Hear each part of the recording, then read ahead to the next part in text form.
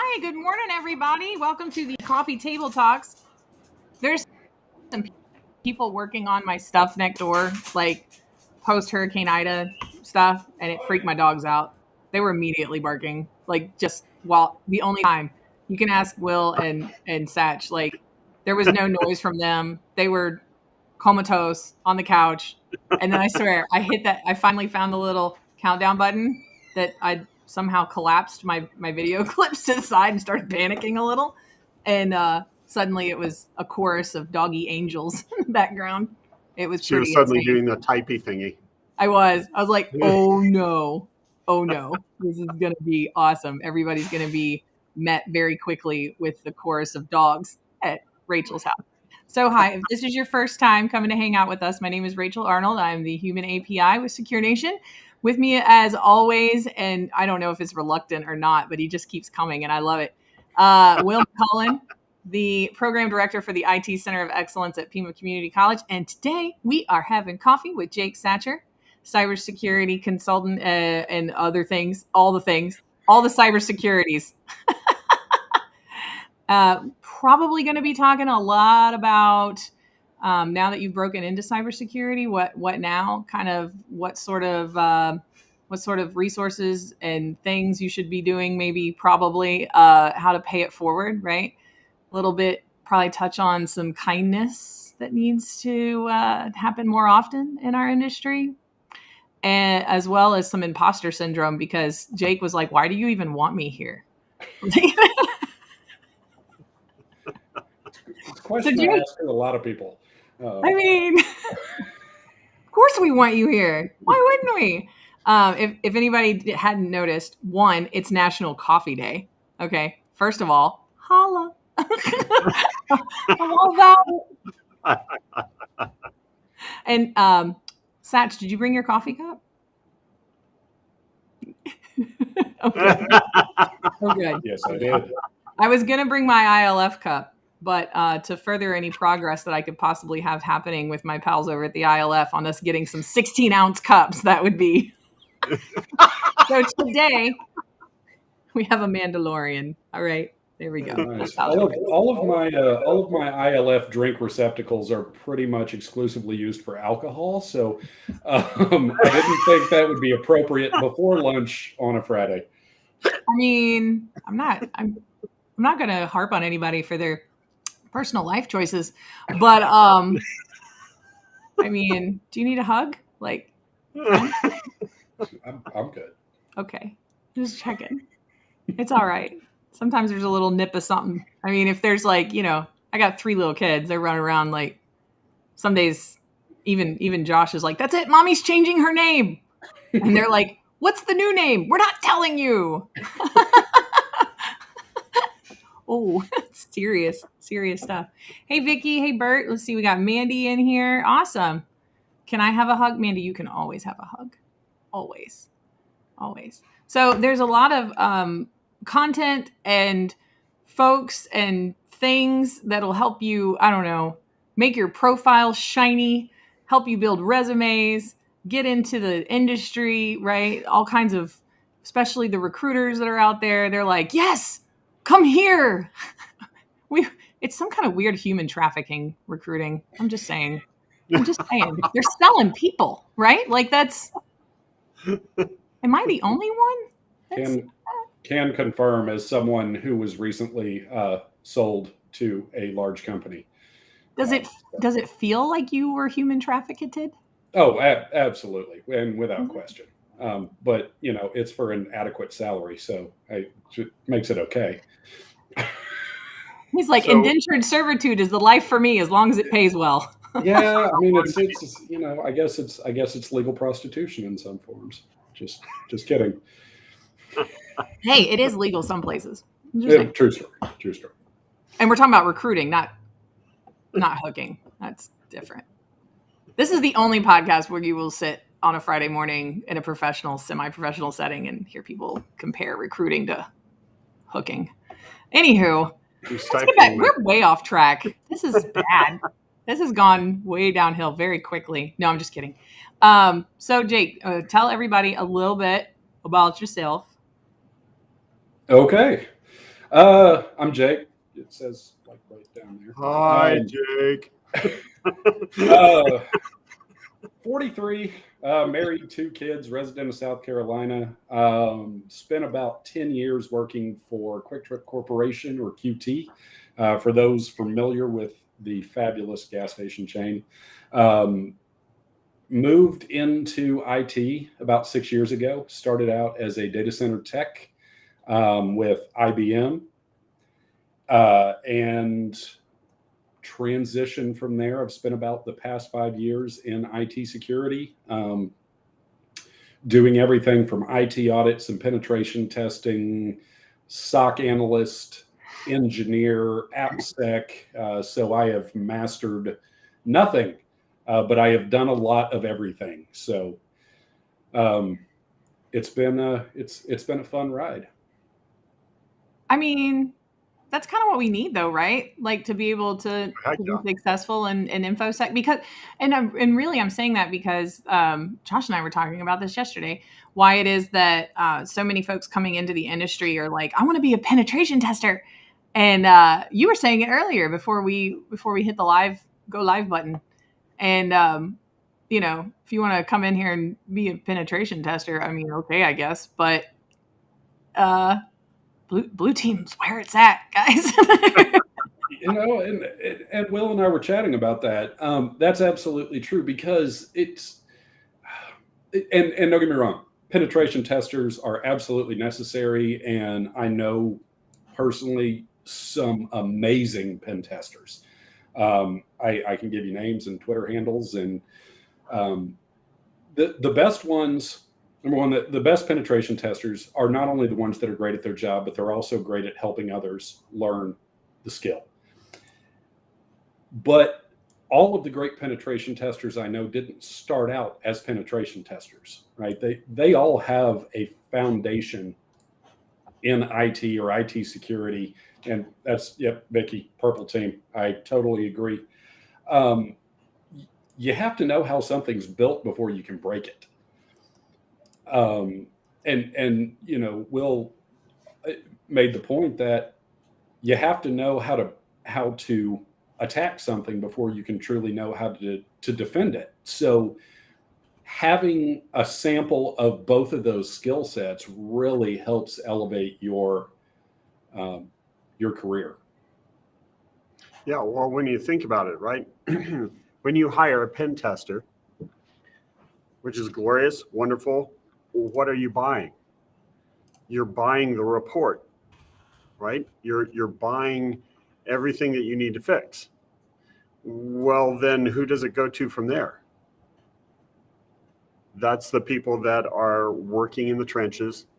Those are the people that are having to do the architecting, do the design, make sure that everything is patched, make sure that everything is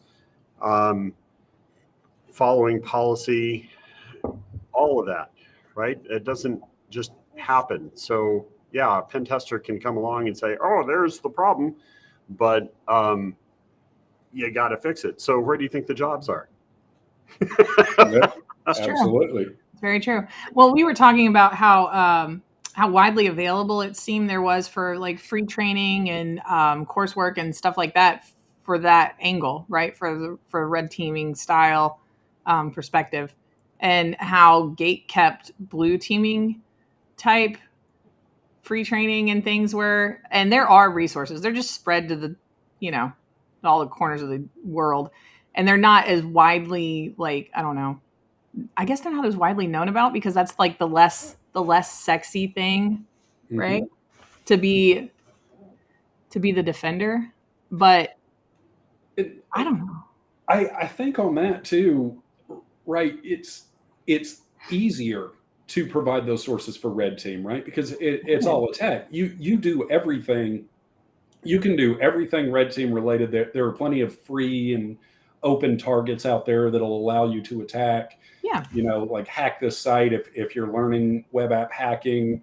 Right. Burp Suite, the Web Security Academy through Portswigger, stuff like that. Like, it's easy to provide all those resources. If you really want to learn blue teaming, you need a full network, right? You've got to have servers. You've got to set up AD. You've got to have, you have to set up your own SIM. You have to do all of these things if you really want to hands-on learn blue teaming. And I think it's really difficult for companies to capture all of that, provide it to somebody, and make it affordable. Yeah, that was something that we touched on in that same conversation too. Was we started getting into the weeds about, Josh is passionate about teaching others, right? He actually was the IT department head for a local technical college here in Baton Rouge on the south end of town called ITI Technical College. He's always had a passion and a hope to teach other, bright-eyed and bushy-tailed incoming professionals. And I was like, could you do maybe some sort of a tutorial or a walkthrough of something very basic? And we started to kind of talk through what that would look like. And it got very convoluted and complicated very quickly because it was like, oh, but wait, what if they're a part of this industry? And what if they're focusing on this compliance? And what if this is the reason why their network is this way? And right? Like it got huge and big. So I think, it's hard to do that. And it is expensive. And if you're welcome to my world. Right. Well, it's like, that's why we're here. So well, you guys have a network there that people can play with, right? Oh, heck yeah. I mean, that was the whole foundation you're nailing this, Jake, because Chris and myself used to work in the operations side, and we're like, how do we hire students? Because across this nation in higher ed, students are learning theory, but they're not getting the hands-on expertise. And what does everybody want? Experience, right? Because just as you nailed it, Jake, I mean, they need that hands-on area. And so what we did is we had a summit where we brought in businesses from all over Tucson. And they said, hey, what do you need to be able to teach, to be able to hire our students, right? And they came back with some really interesting answers. They came back with, we need students who have an understanding of project management, because everyone who comes to an organization is going to have to be part of a project, right? We need students that have that hands-on experience. And Jake, you nailed it, right? Because it's when you get students that come in, then you have to train them. Isn't that a problem? Absolutely. And, that's, and we were talking about this as well, is that education, especially college, right? I am finishing my degree hopefully this month because I didn't have one. I started college and then I took about 40 semesters off. So I went back 2.5 years ago to finish up my degree, not because I had to have one, because I already had, I had already been pretty successful in my career path, but because I wanted one. And where I'm doing it, I'm taking these classes in these certain domains, and I'm looking at the material that's provided and what I'm expected to learn to pass the class, and I don't do any of that at work, like none of it. and I'm telling my course instructors, like I actually had a little bit of a debate with one of my course instructors, and I was like, why are you teaching this? Nobody's ever going to do this. And so practical education, right? To continue being successful in your cybersecurity career, even getting started, you need education. Does that mean a bachelor's degree? Not necessarily, right? I got my first job off a Udemy course and Cisco CCENT certification, right? Like all the education I had amounted to about $400 spent to land my first job as I was career transitioning. So like you said, Will, practical education, right? You've got to give these people skills. And I've sat in on some interviews in previous roles. I don't you ask the same tech interview questions, like what port does ping run on, right? And you expect them to know it doesn't. But I don't like asking those questions in interviews. I like asking, what have you done? What have you touched? What does your home lab look like? If you don't know these answers, where can you go find them, right? So I guess to your point, critical thought, practical hands-on education, those are the things that are going to make you successful.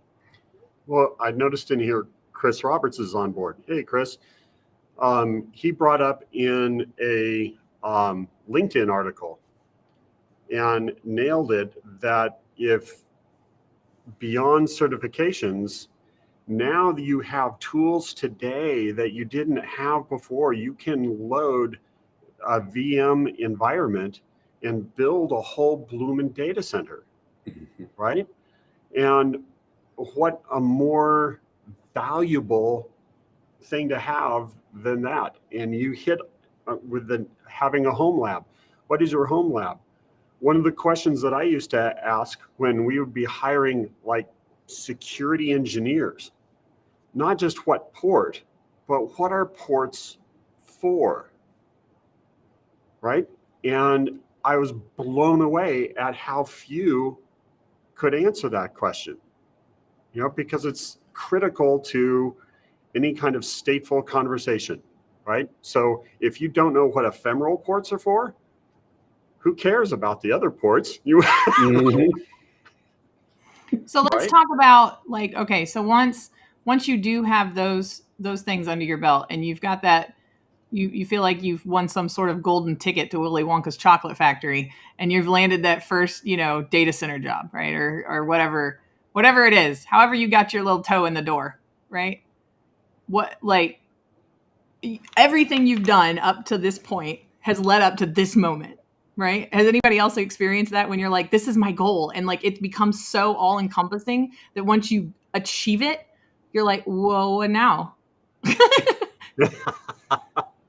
What do I do now? Right. And it seems like you've clawed and fought so hard just to get there that you almost award yourself a little break, which is great because you need time to learn your new role and your environment and how you fit in it and work with your teams and, adjust and, kind of educate yourself about those little in-house political nuances. Anybody know what I mean? Wink, wink.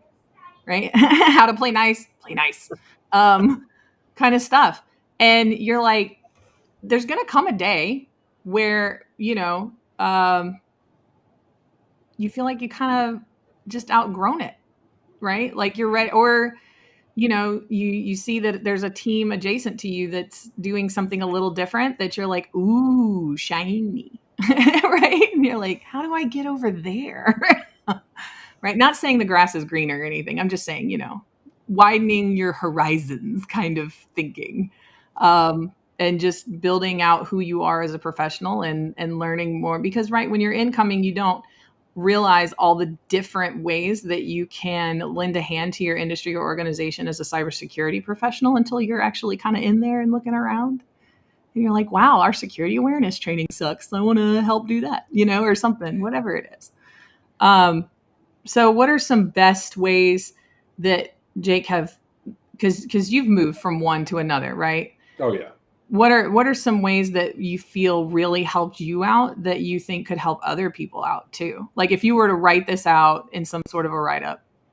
It would have to be typed because if I handwrite it, no one will ever read it. It's like deciphering the Da Vinci Code. So a couple of quick hits on that. Number one, I've job hopped like I'm playing Frogger. Okay. People are afraid to do that. To me, there is a time and a place where you get with a company and you stay there for decades, right? That's still a thing that happens, but that's not the only thing that happens. The average, and I read it somewhere, and I wish I could cite my source, the average time a security professional spends at a company right now is about 3 years. That's not a lot of time because, like you said, new opportunities are going to present themselves, right? This thing I have is not as shiny anymore. This thing is much shinier. So it's a new and unique challenge. So how do you get to the next shiny thing? Number one is I am a big proponent of grabbing people that know more than I do and saying, teach me this thing that you know that I don't know. We go kind of back to the gatekeepers, right? There are a lot of seasoned security professionals that are very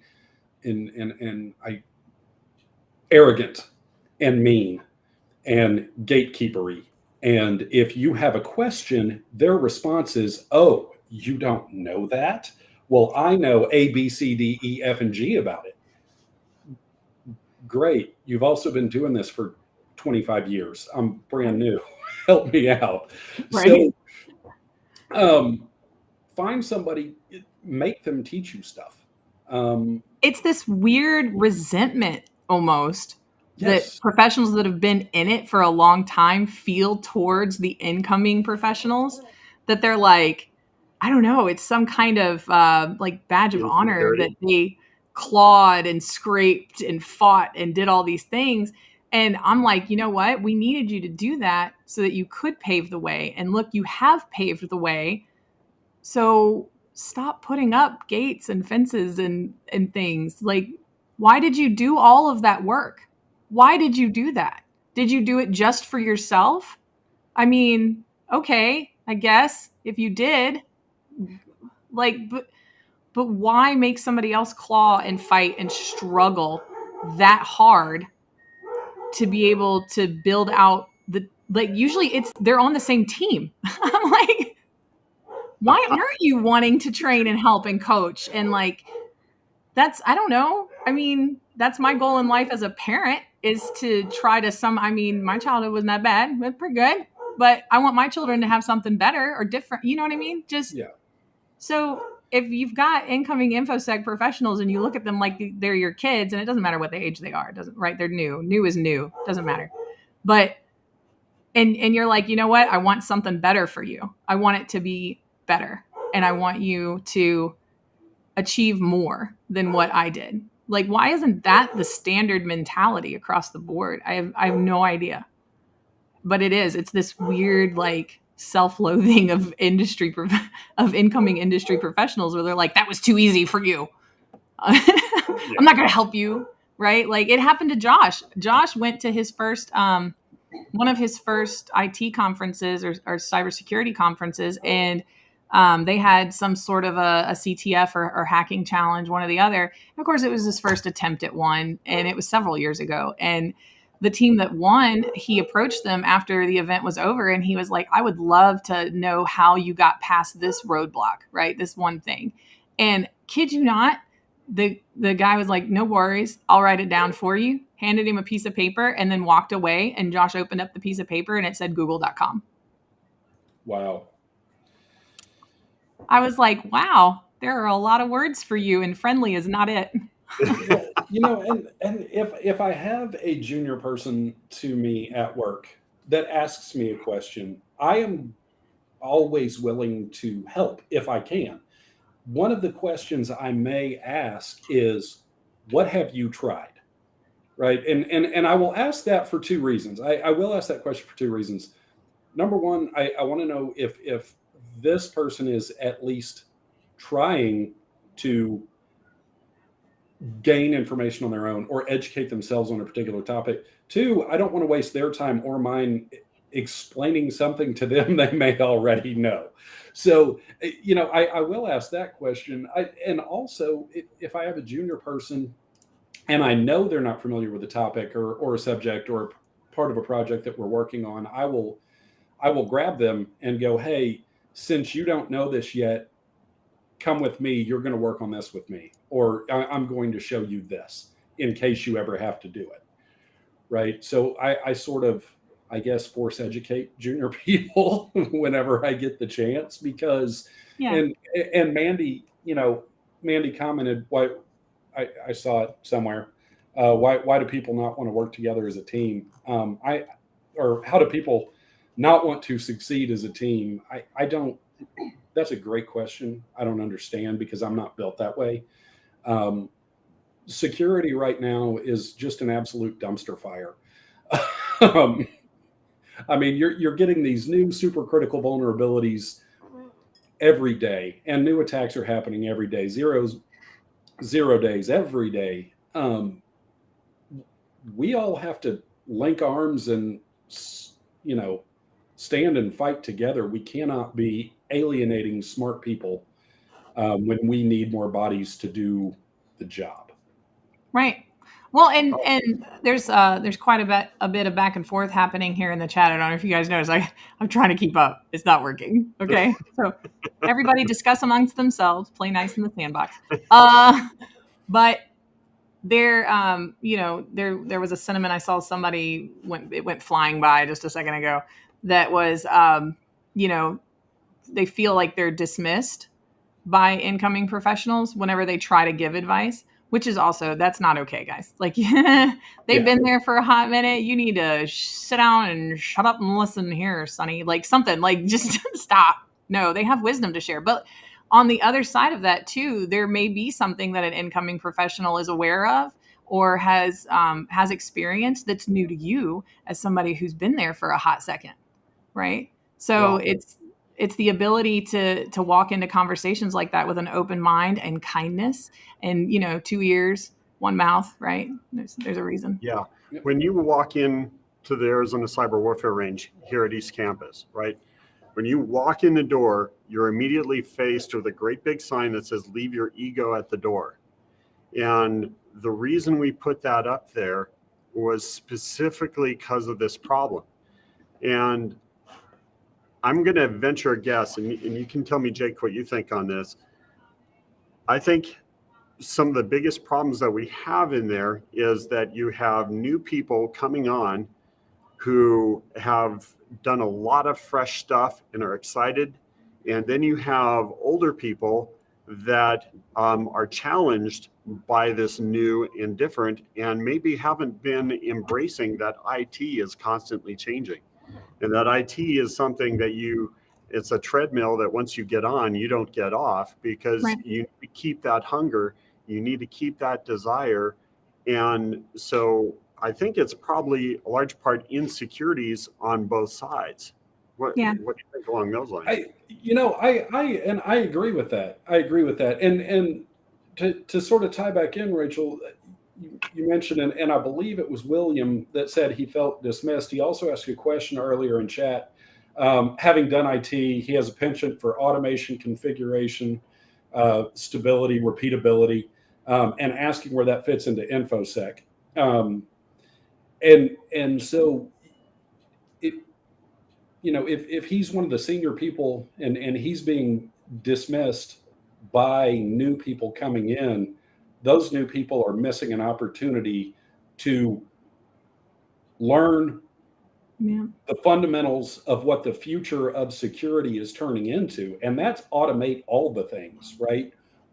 We don't have time as security professionals to do the manual processes. It's just like all the time. We need something that is automated and repeatable. So, and I say all that to say, communication gaps, absolutely will. Insecurities on both sides, absolutely. Finding a way to break those down, right? I think if we all just take the opportunity to see the value that someone else can provide,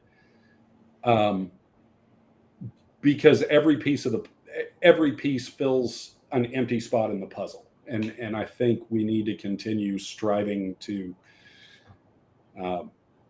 work together. So from your experience, what do you think is potentially the best solution? I mean, is it from higher up? Is it internal for building a new culture, for building a culture that provides security and helping each other, right? I mean, that's what we're trying to do here in this concept is get students at the get-go used to a concept of mentors and students working together, right?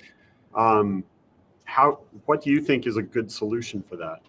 I think the first step to that is when you are interviewing for jobs, you are interviewing the company that is hiring you as much as they are interviewing you. And that is a there is I have to go to this interview. I have to get this job. And I've been through that mentality myself. Like, oh, I've got to go to the interview. I've got to get this job. I don't do that anymore. I ask a lot of questions. I ask a lot of questions about culture. I ask a lot of questions about management style. I ask a lot of questions about, one thing that I never ask in an interview is about salary. Yes, money is important, but that is not the most important thing to me. I want to be a part of a team that is going to be successful. Yeah. So find the right starting point, find the right seat to get in, and then some of that happens organically. If your team is already broken, then I don't think you can. There's not a single point of failure in that situation, right? It's not just leadership. It's not just personality conflicts. It's probably sort of a conglomeration of all the things. How do we correct broken teams? I don't know. But I think just like building your skill set, building a new culture means starting with the foundation. And that's getting the right people in the right seats. Yeah, that's answer. very, very true. So what kind of I don't know, let's touch on the imposter syndrome thing, because this one hits me all the time. 100%. I have actually asked, like, client friends, regular friends, friends of friends, why do you hang out with me? I still don't know why. You guys look like you're having a good time in here, but I'm still like, I mean, I have no idea. So how do you combat your imposter syndrome whenever, I don't know, let's say you do land that second or third role, right? And you're sitting in the hot seat now trying to learn a different aspect of the role that you've, clawed and fought and did all the things for. What's that kind of like as a I don't know, as a Jake Satcher, right? I don't know if I'm qualified enough to talk about imposter syndrome. No, I'm kidding.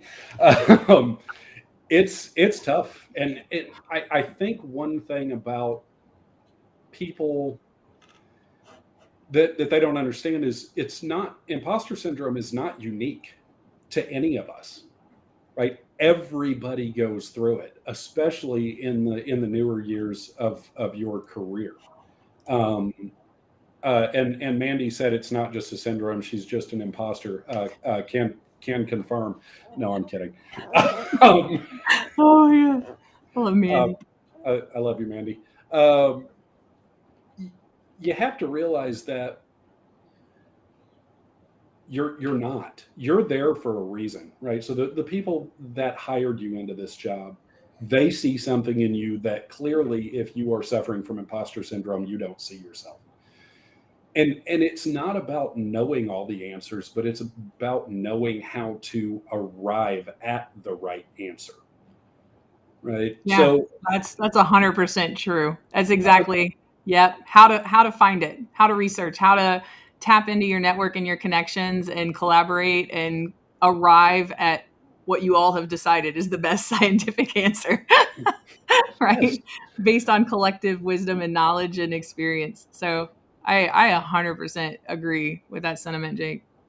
and so for fun, I'm a very, very poor recreational hockey player.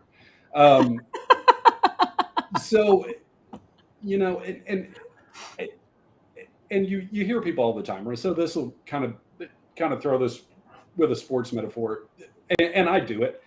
I criticize the TV. Like if I'm watching hockey, I'm like, oh, how did he turn that puck over? And then you go out and you're actually doing it yourself, and you realize, well, it is a lot harder than the professionals make it look. Right. But you're still trying, right? So obviously, I am not an NHL player, but that doesn't mean I'm a total imposter, because I actually get out there on the ice, I skate, I play, I try. I'm still improving my skill set every day. Yeah, you're Now, way better at it than me. and I keep checking the stands, every game for the NHL scouts to come out, but apparently they're not taking 43-year-old rookies. So that'll never happen. But it's kind of the same mindset in security, right? You may not have, if you're coming in as an analyst, you may not have the same knowledge level as a senior security engineer or a principal architect. That doesn't make you an imposter for the seat you're in.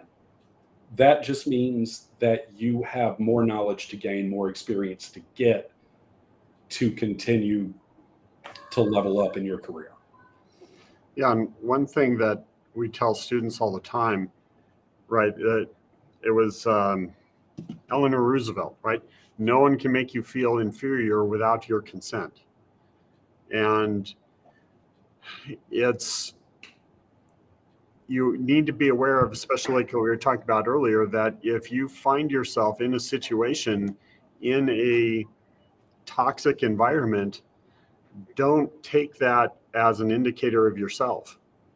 If you're battling everything uphill, if you're getting a lot of this toxic feedback, don't allow that to identify who you are, and don't allow that to have any indication of your abilities. And that's why I think we need a lot more like the range of a community area where IT professionals can support each other. Yeah. You know what else helps me out a lot with the imposter syndrome thing, just in my more supportive role of IT and cybersecurity teams, is I help out other people that want to support and are coming in too. That helps. Yeah. That helps me battle it whenever I can reach, I don't necessarily mean down, whatever, but like reach out and pull somebody else in with something that might help them. I think whenever you're in that, that weird middle ground where you're like, I've arrived. Now what? Right? You're in a gray zone where you may not realize it, but all that struggling and all that clawing and fighting to get into a position or get into a role or get into the next one, right? And make that lateral, that I'm going to slide over here and go do this instead, right? But it still applies to cybersecurity in one way or the other. That was an experience that you have these little nuggets and seeds of wisdom that you learned and grew and cultivated, and you can share that with other people. But you still also need mentors, right? So you are double rolled as a mentee and as a mentor, and that's new for you because people who have been in the industry for a long time and are very successful and easy, to reach out to and ask for guidance, they are still being mentored by people that came before them, or and not even just in their industry. Once they get to a certain spot, right? Like it'll be senior leadership helping them understand how to better communicate the needs and initiatives of the cybersecurity and IT teams to the board, right? Like it'll be all those extra little fun, horrible things that none of them like to do, but they get coached and trained and mentored in that too, because they still need help. We're none of us are perfectly whole alone. Well, yeah, I was going to ask you, somebody who's arrived? Who's that? Right? No, nobody. And if they're up there, self-proclaiming king of the mountain or queen of the mountain, don't look at that. That's a hot mess right there. Okay? Because I'm going to tell you, the first person that doesn't have it all together is the one that's like, I got it all together. No, you don't. Yeah. But the people that say that they have it all together, or that they know it, that they're the experts, those are the folks you need to worry about. Yeah, those are the toxic ones. Stay away from that one. Yeah, if you ever find the smartest person in the room, don't talk to that person.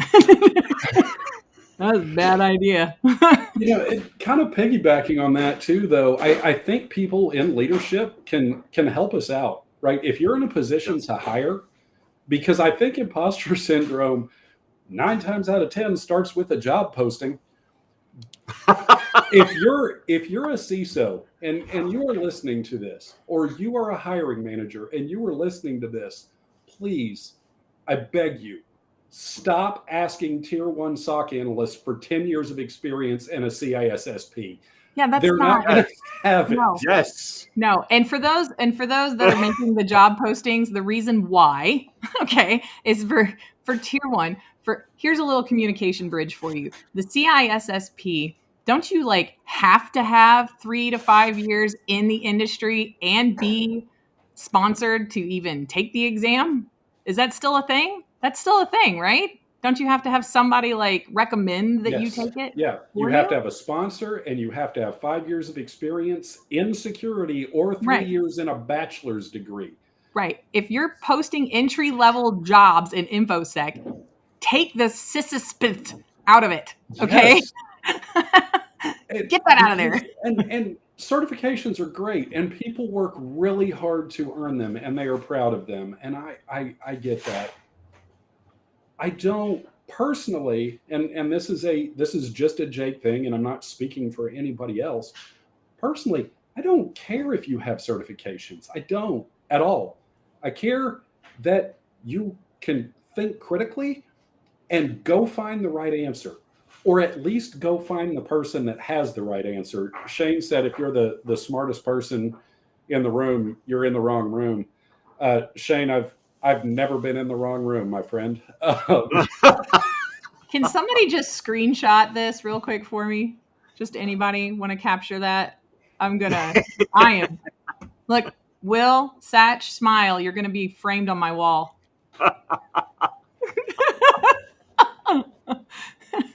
I'm going to print that out and put it on canvas and give it away as Christmas presents. Well, that's the other key point you've made there, Jake, is that certs are kind of one of the biggest industry difficulties because they're what they're wanting to be is a metric. Yeah. A metric of capability, and it's a way to at a glance be able to verify if somebody knows what you want them to know. As long as it's multiple choice, that's not going to be accurate. And one of our internet friends that we all know and love, Heath Adams, the cyber mentor. Love Heath. He will not self-promote. I'm going to do it for him. He came out with his own certification. It's the PNPT. So I believe it's the Practical Network Penetration Tester certification. He's built his own environment, and what it is you attack his environment that he has set up. You have to priv escalate. You have to pivot. You have to crack the domain controller. You have to do all these things, and it's very practical, hands-on. Then you have to write a report. Then you have to have an interview with him or a member of his team to defend your report before you can earn this certification. That's a doctorate right there. That to me is a certification that would mean something on a resume. Oh yeah. So, you can find him on Twitter at the Cyber Mentor in case anybody is curious or interested. I highly recommend TC. Yeah, I'm putting the thing together. Hold on, hang on. Disclaimer: I was in no way, shape, or form paid or coerced to advertise for the Cyber Mentor or TCM Academy. So I got it. There you go. Do the things. Write it down. Go there. Anyway, Sorry. Yeah, it's right there for anybody. Woo! We like Heath. Heath's awesome. Yeah. It's very cool. He's like giving away so many things. He's always giving something away for one reason or the other, courses or something. And he's got an academy, and I think even at full price, his video courses, which are hours and hours and hours of content, are around $30 to $40 a course. So again, that's somebody that is an industry professional that's giving back to the community, that is, helping educate, and build future security professionals. I think we need more of that. Well, there's always adjunct faculty at community colleges. That is also But and based on what you're doing over there, that is probably one of the most amazing approaches to security education I personally heard of. Well, thank you, sir. At any educational institution, because you're not handing kids a textbook saying go read and memorize and regurgitate this information for grades. So shameless plug. Some, but not all. It's not all.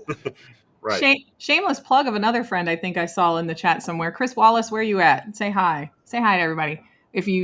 I don't know. There's like a delay. Okay. So if he's late, it's not his fault. It's whatever. Chris Wallace is got something really great going on over there. It's like a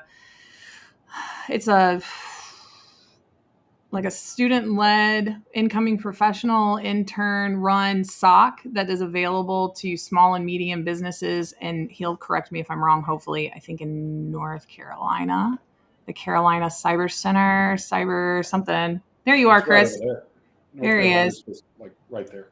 I know. Like you could throw a rock. Carolina Cyber Center. Here we go. That's it. And anyway, Chris is the CTO over there. And when he explained to me what it was, I started telling him all the things. I was like, I'm going to introduce you to all the people. Be ready. It's going to be a wild ride.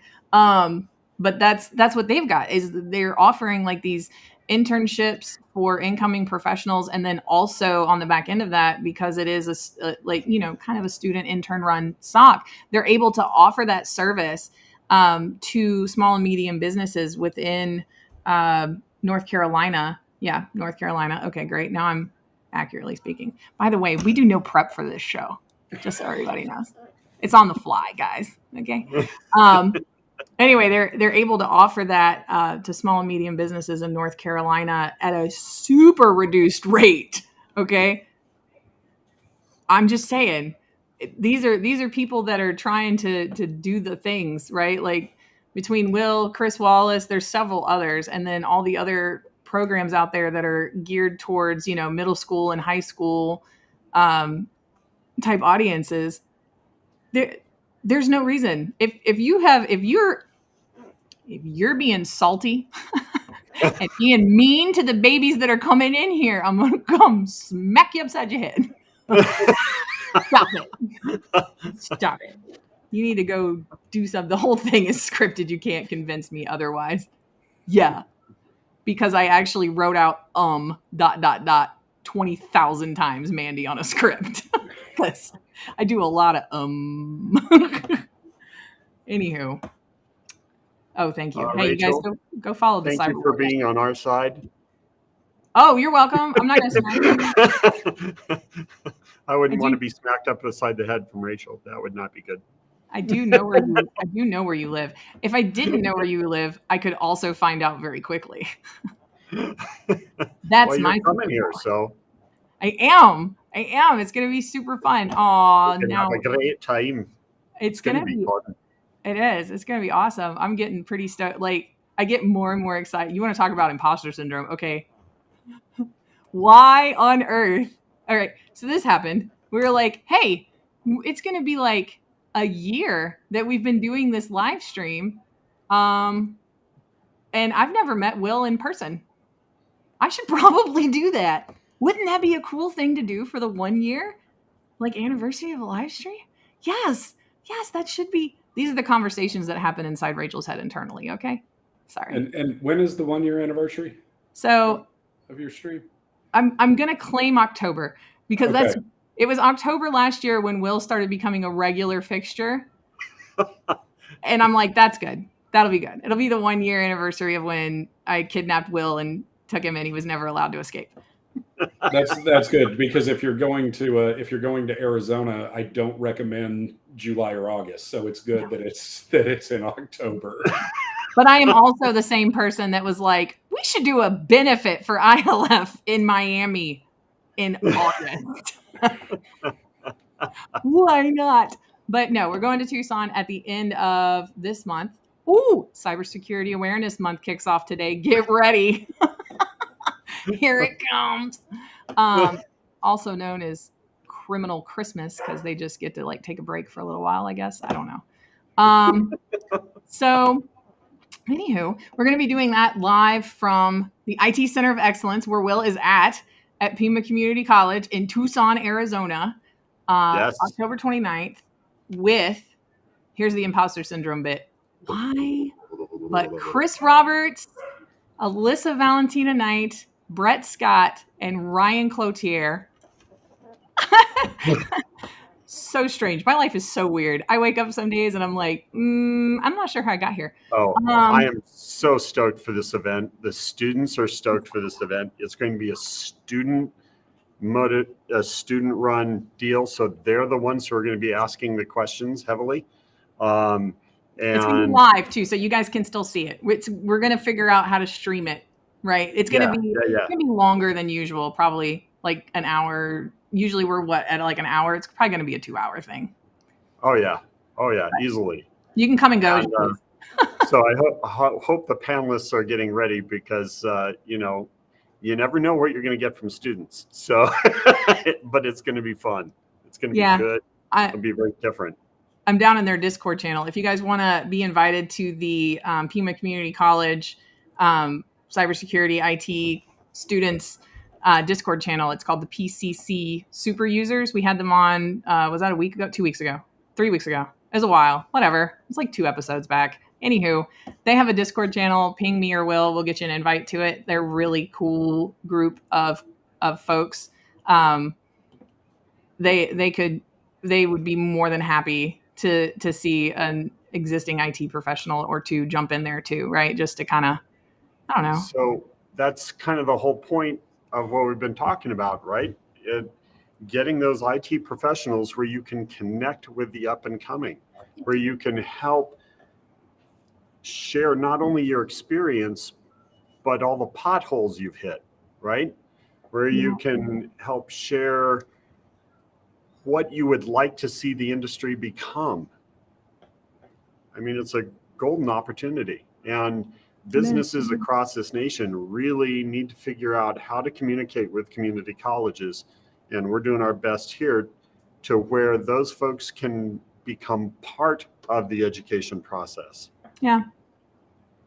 Yep. Jake, when do you feel like it was, when did you start noticing that you were, I don't know, accidentally or on purpose, one or the other, kind of mentoring other people? How many years were you kind of in your role and felt comfy?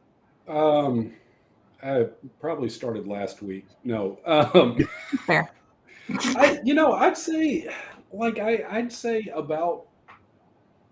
probably about 3 years in. Yeah.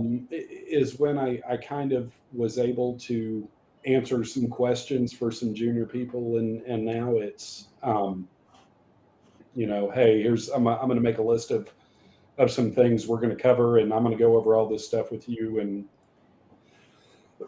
excuse me, inject as much knowledge into your brain as possible, and then share, because I'm a big proponent of knowledge sharing. I think a lot of that gets guarded, and also. Oh, sorry. Go ahead. What rewards have you gotten from it? Stronger teams.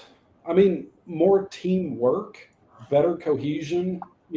Within the working team. Like I said, I'm a teamwork guy. Obviously, I don't like silos. I know that we all have our own individual responsibilities, but a cohesive team just makes life better. And what have you learned from it? I have learned, well, one of the things I learned, and you mentioned it, the potholes, that I don't have to be afraid to share the mistakes I've made. I don't have to be afraid to tell somebody I once deleted a bunch of assets out of a antivirus console, not realizing that the agent wouldn't automatically check them back in. So we had to go find all the assets. Like, I've done things like that, right? And it's funny if you listen, if anybody here listens to the security shit show on Thursday nights with Ryan and Chris Roberts and Evan Francine, you'll hear them, like, even today, they're like, I made a mistake today, right? And they've been in the industry for a long time. Like, they do things, right? Like, so that always makes me feel better whenever, if you want to know just just an offhand, quick way to make the people around you that may be newer feel better about anything, or make yourself more available to them, that you'll make yourself more approachable, right? That they'll come ask you stuff. Admit when you screw up. Just be like, this thing happened and oops, and this is how I fixed it, right? Because why not? Like, it helps people be okay with messing up. If the leader, the person that they view as a leader, is also like, oops. Yep. And, that's a great point too. And I was going to say the other thing I've learned really got driven home is that leadership and management are not synonymous at all. You can be a leader from any seat in the organization. That is from the most senior architect to the most junior analyst or entry-level position. You can still lead from your seat. And I think that realization also helps with alleviating imposter syndrome. Yes. It does. You're so right. So guys, I'm going to let y'all, we've got about 3 minutes here to wrap it up. Boy, time flies when you're having fun. Did y'all have fun? I had fun. Had a blast. Thank you for having me. It's been awesome. Thank you for being like, why do you want to talk to me? And I'm like, just get in here. Because I like you. That's why. Yeah. Any closing thoughts or anything from Will or Jake? I would just say, if anybody's listened to this, or somebody that could benefit from talking to me, LinkedIn.com, just Google me. I think I'm the only Jake Satcher on LinkedIn. Twitter @SecuritySatch.